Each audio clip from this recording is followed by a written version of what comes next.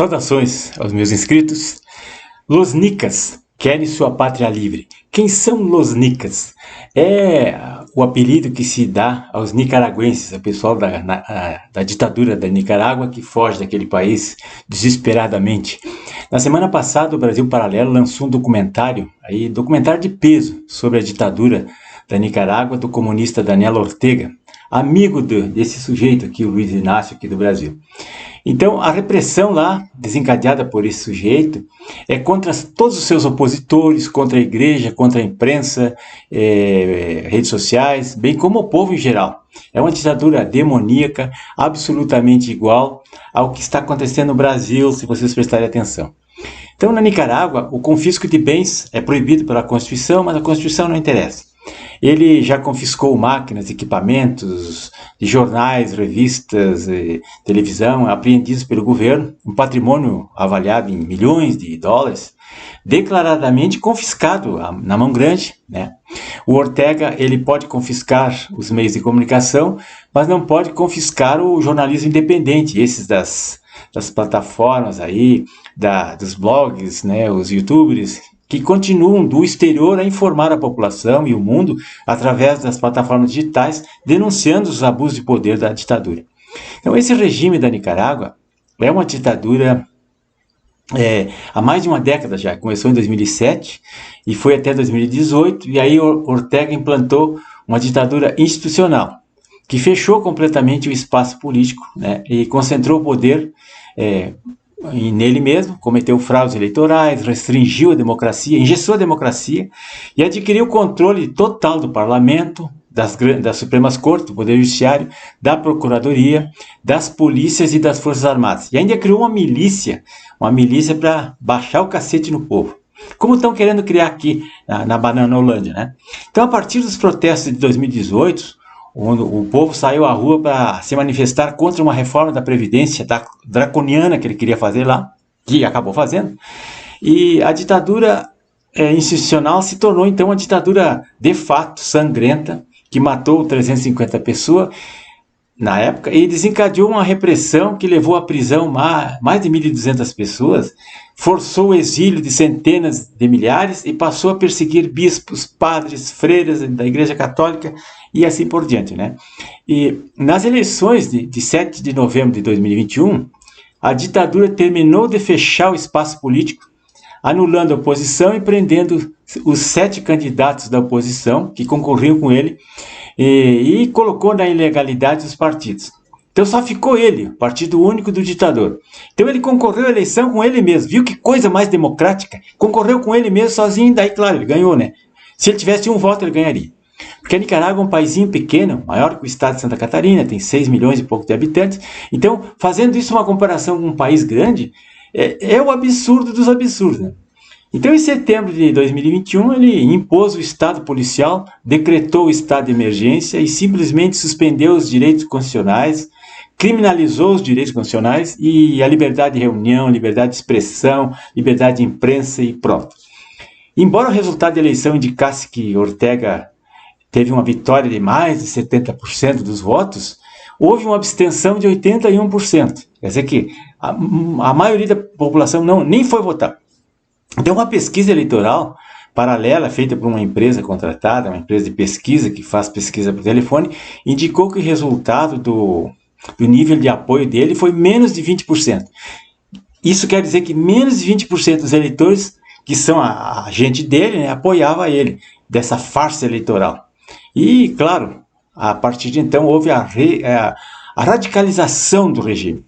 A ditadura adquiriu um traço mais totalitário e foi aprofundando mais e mais o autoritarismo.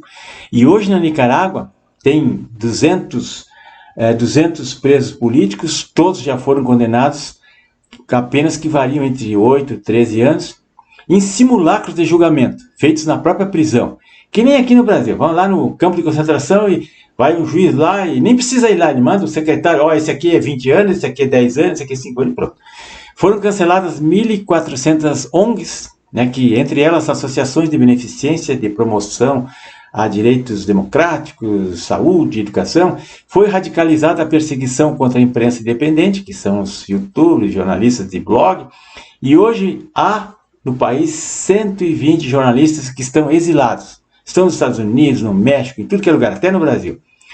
E o pior foi aquele bispo que condenado a 26 anos, chefe da igreja lá de Manágua, à prisão pelo crime de atos antidemocráticos. Ele criticava a democracia bolivariana e por isso ele foi condenado.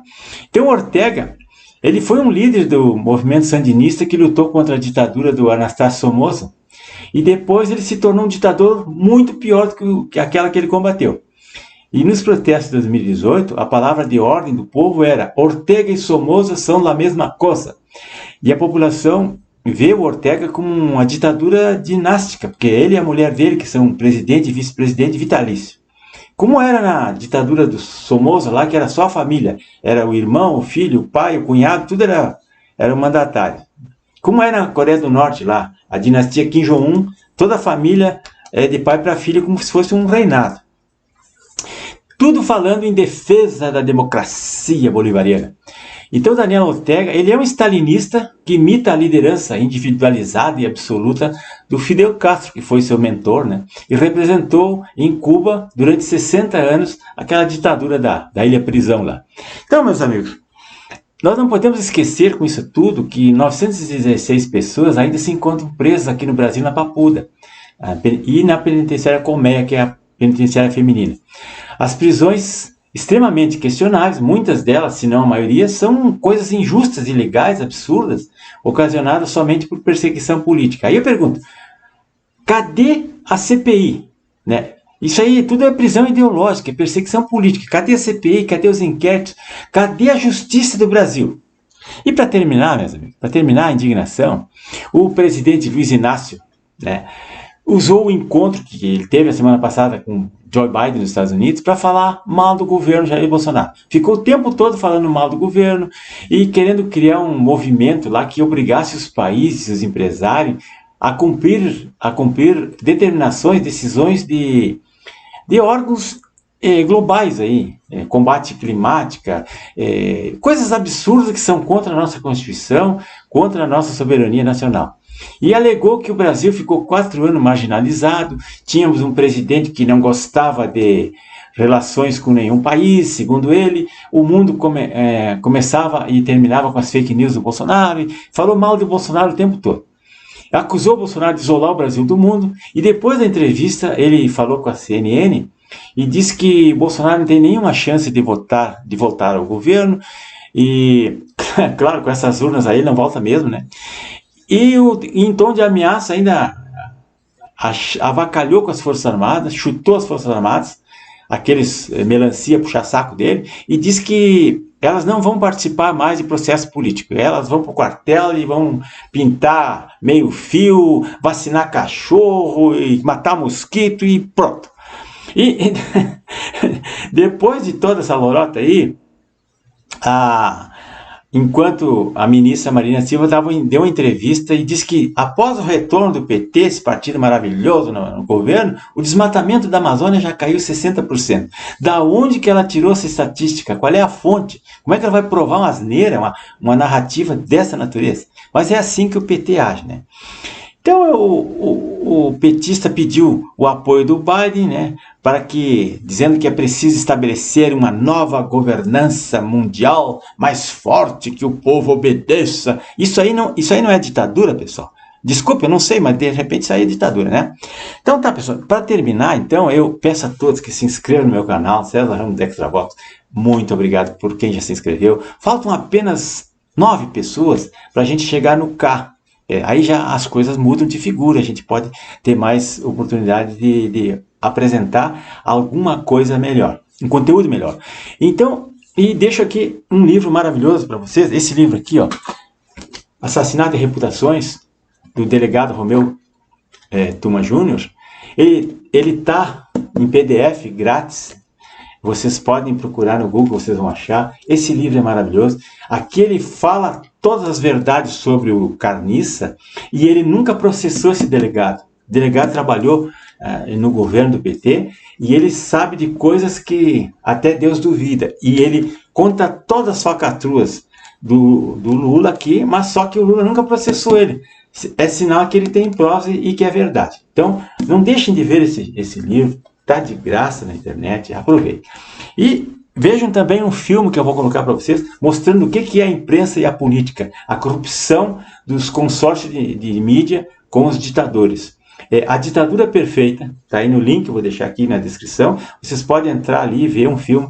É um filme mexicano, olha só, mas ele é dublado em português, muito maravilhoso para vocês verem. Até mais, pessoal!